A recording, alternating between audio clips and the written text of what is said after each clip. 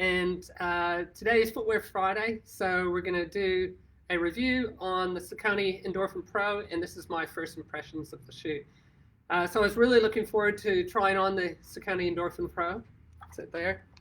When I first saw it early in the year, I had to do an indent order on it, and I really thought this sort of filled a need in the super shoe category of a shoe that's a little bit more stable but also softer.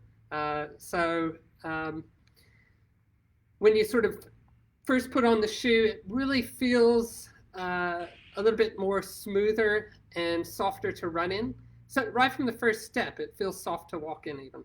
And then when you start to run, you can really notice the difference between this one, say, and the Carbon X and the Brooks Hyperion Pro, Hyperion Elite, sorry, because it is a much softer shoe. It's very similar to the Nike shoes in that respect, and it's a little bit of a softer midsole with a really huge stack height. So it has I think it's a 25 to 33 millimeter stack height, so 8 millimeter drop in it, but you can really tell that it's so much softer underneath.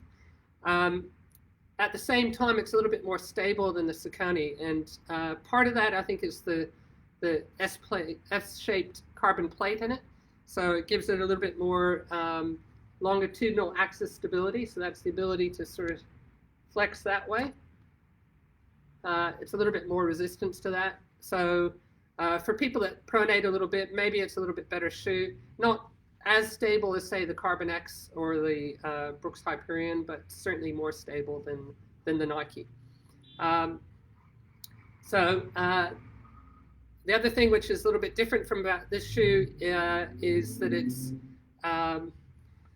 it's quite a bit lighter than other types of racing shoes, but still has that stiffness. And the stiffness in the forefoot, I think, is a little bit more of a flex than what you get out of the, say, the Hoka Carbon X. So the Hoka Carbon X, and plus I think also the Brooks is a little bit stiffer forefoot flexion.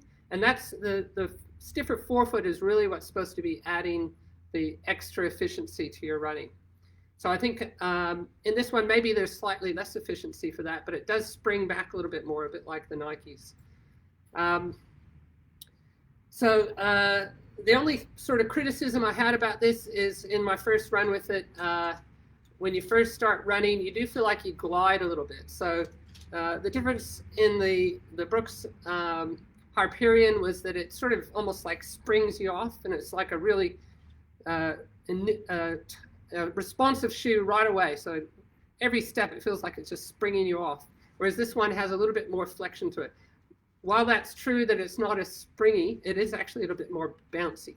So and it's softer too, so it's actually a little bit more comfortable. And particularly if you think of using this shoe for marathon distance, I think this is a shoe that you can use for much longer runs than what you can with some of the harder shoes, particularly if you're a little bit of a slower runner. So I think with a lot of these super shoes, they're maybe not stable enough, or they're too stiff and too hard underneath for people to use them for marathons if they're not sort of running at quite a fast pace. Whereas this one seems to give you the type of support that even if you're not as fast, you can still get a big benefit from wearing this super shoe.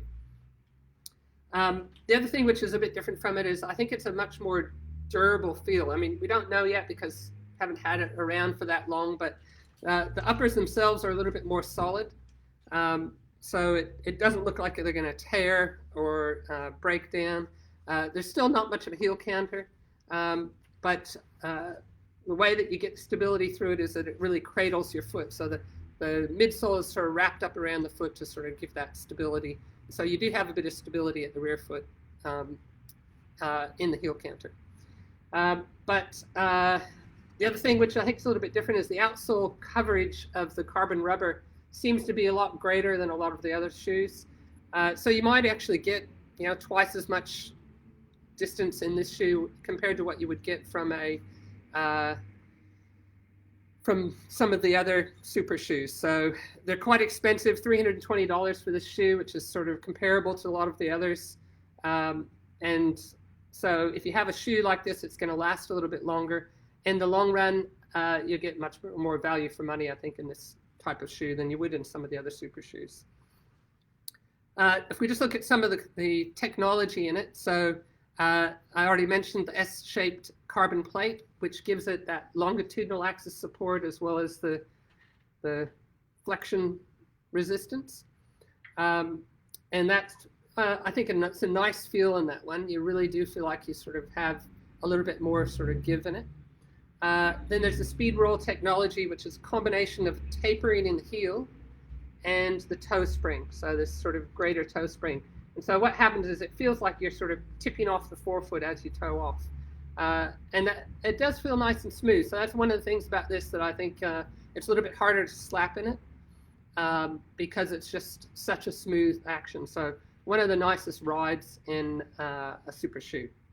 The other thing is the midsole. So the midsole is quite interesting. It almost looks like a styrofoam that is little sort of pockets of foam that's sort of jammed together. And if you look really close, you can sort of see those little sort of pockets that are making up the midsole.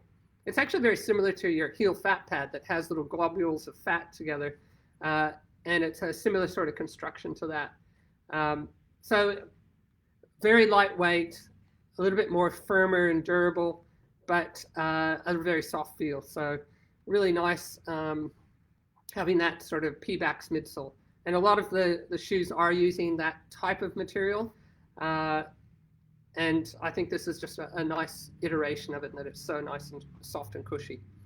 The weight is probably slightly more than things like the Nike Next Percent, and certainly a bit lighter, a little bit heavier than the Brooks Hyperion Elite, but maybe a little bit lighter than the Carbon X. So it sits between, I think, something like the Carbon X and the Nike Next Percent. That's what I would say, is that it has sort of components of both of them, the good components of both of them. So it really gives you a shoe that I think will suit a lot more people.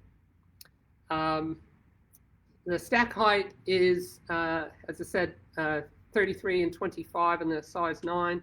And so that drop is 8 millimeters, a little bit more than some of the other racing shoes that you get. So racing shoes are often about 4 mils drop height.